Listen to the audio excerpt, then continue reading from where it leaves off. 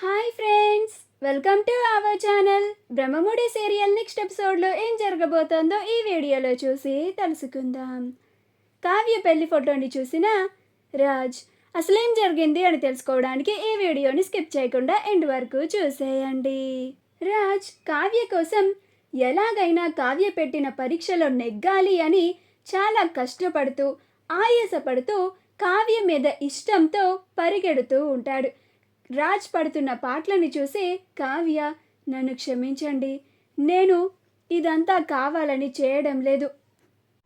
తప్పక ఇలాగా నాకు ఇష్టం లేనట్టుగా, మీ మీద నాకు ప్రేమ లేనట్టుగా మీ ముందు నటించాల్సి వస్తుంది అని అనుకుంటూ ఉంటుంది.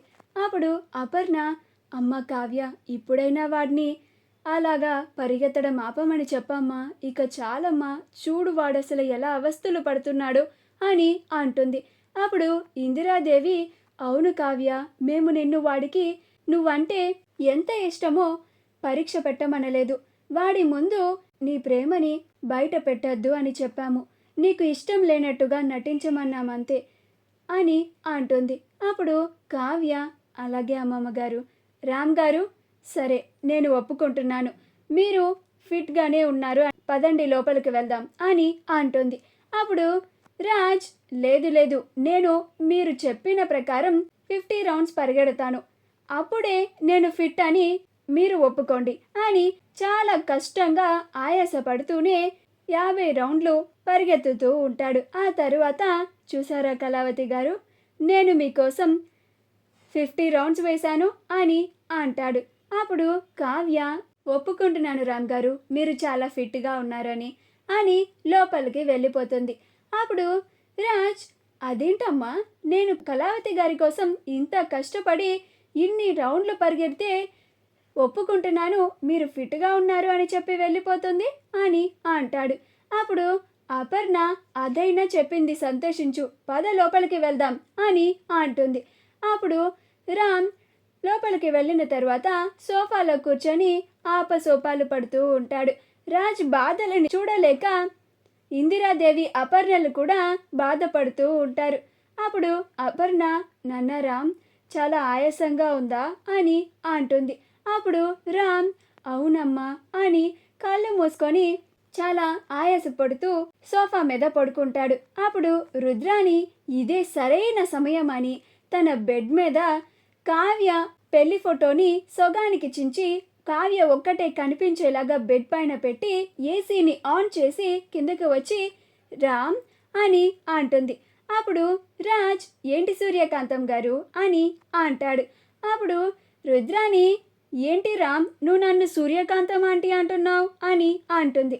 అప్పుడు రామ్, అంటే మీరు పాతకాలపు సినిమాల సూర్యకాంతం టైప్ అని నానమ్మ చెప్పారు కదా, అందుకని అలా పిలుస్తున్నాను, నేను మిమ్మల్ని ఇప్పటి నుంచి సూర్యకాంతం ఆంటీ అనే పిలుస్తాను అని అంటాడు.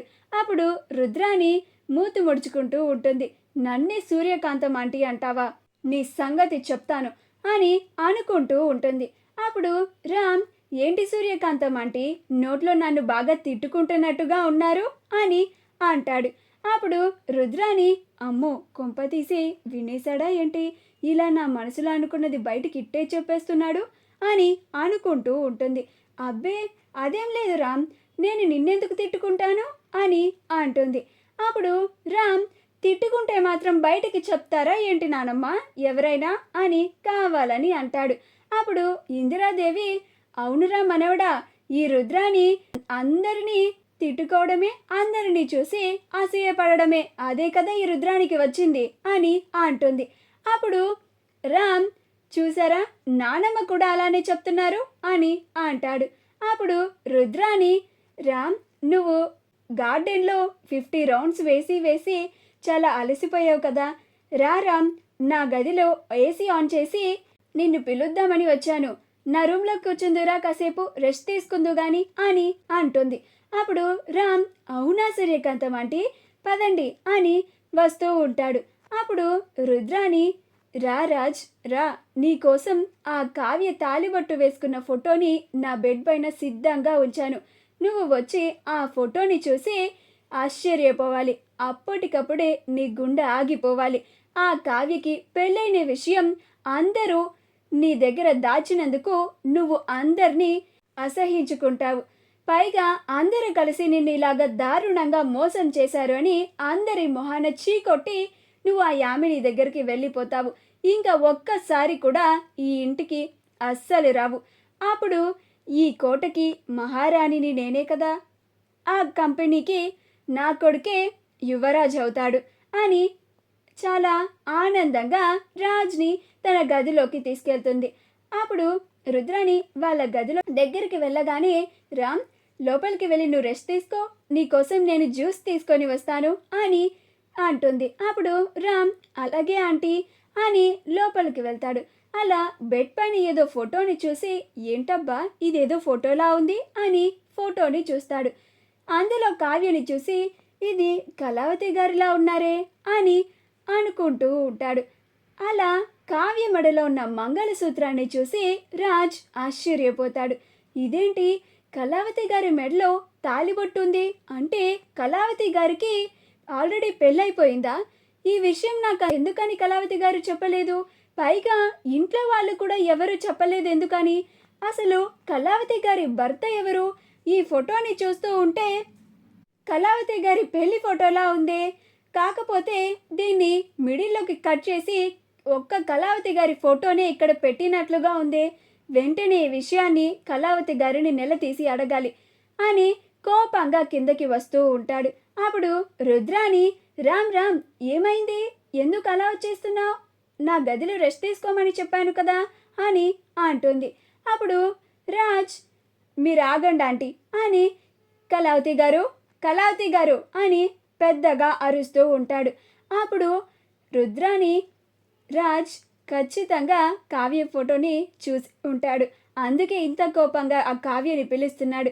అయిపోయింది, ఈ కావ్య మొహాన్ని జన్మలో చూడడు. యామిని, నా ప్లాన్ సక్సెస్. నువ్వు అనుకున్నట్టు ఇక రాజ్ ఆ కావ్య మొహాన్ని అస్సలు చూడడు. ఇక నువ్వు చాలా సంతోషంగా రాజ్ని పెళ్లి చేసుకోవచ్చు అని చాలా సంతోషపడిపోతూ ఉంటుంది. కానీ అపర్ణ, ఇందిరాదేవులు మాత్రం చాలా కంగారు పడిపోతూ ఉంటారు. అపర్ణ, నన్న రామ్ ఏమైంది, ఎందుకు అలా పిలుస్తున్నావు అని అంటుంది. అప్పుడు రాజ్ ముందు కళావతి గారు ఎక్కడున్నారు అని అరుస్తూ ఉంటాడు. అప్పుడు అపర్ణ, అత్తయ్య ఏమైంది, రాజ్కి ఏదన్నా తెలిసిందంటారా, ఎందుకు అంత సీరియస్గా అరుస్తున్నాడు అని అంటూ ఉంటుంది. అప్పుడు ఇందిరాదేవి, ఏమో అపర్ణ, నాకు అదే అర్థం కావడం లేదు అని అంటూ ఉంటుంది. మా వీడియో కనుక మీకు నచ్చినట్లయితే లైక్ చేయండి, షేర్ చేయండి, మా ఛానల్ని సబ్స్క్రైబ్ చేసుకోండి, పక్కనే ఉన్న బెల్ ఐకాన్ని క్లిక్ చేయడం మాత్రం మర్చిపోకండి.